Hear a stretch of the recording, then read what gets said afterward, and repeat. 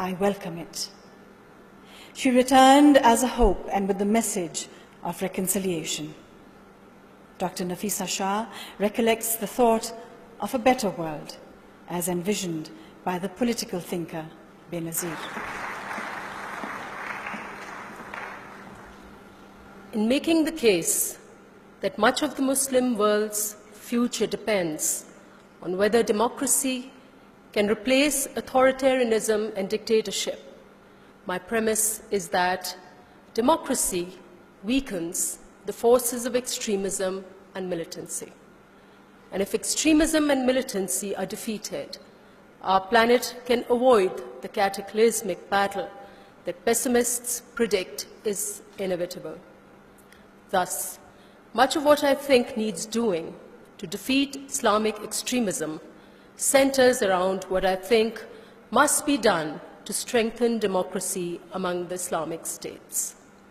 I believe we must outline what all societies, but specifically Islamic societies, can do to give democratic governance a chance to succeed.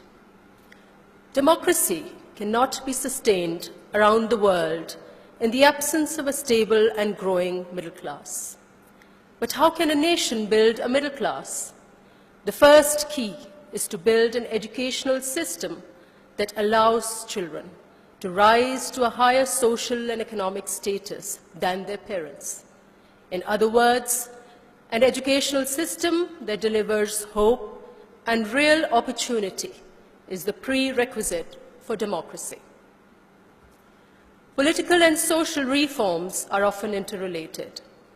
The development of a strong civil society is a basic building block of democracy.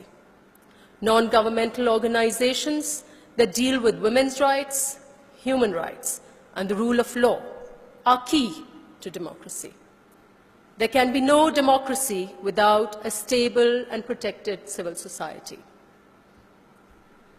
The lessons of history help us plan for the future. The conditions, threats, and opportunities that confronted Europe at the end of World War II can give us guidance on how to intelligently and effectively address the current situation we find ourselves in with respect to Islam and the West. I propose a new program by the developed world similar to the Marshall Plan, specifically using tangible and identifiable means to improve the lives of people in deprived areas of the Muslim nations. Democracy needs support. The best support for democracy can come from other democracies.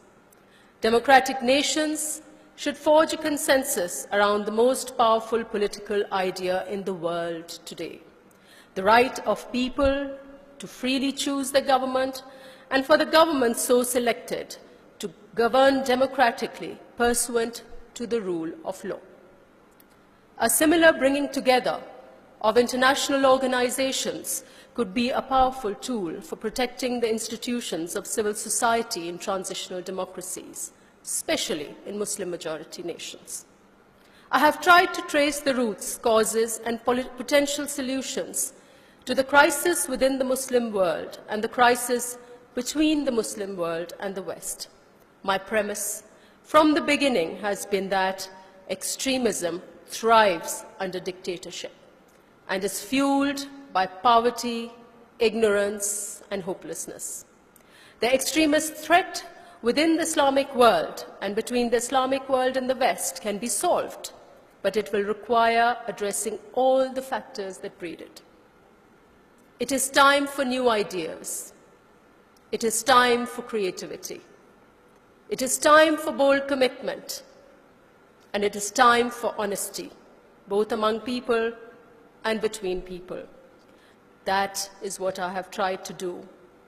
There has been enough pain. It is time for reconciliation. हम देखेंगे, लाज़िम है कि हम भी देखेंगे, हम देखेंगे.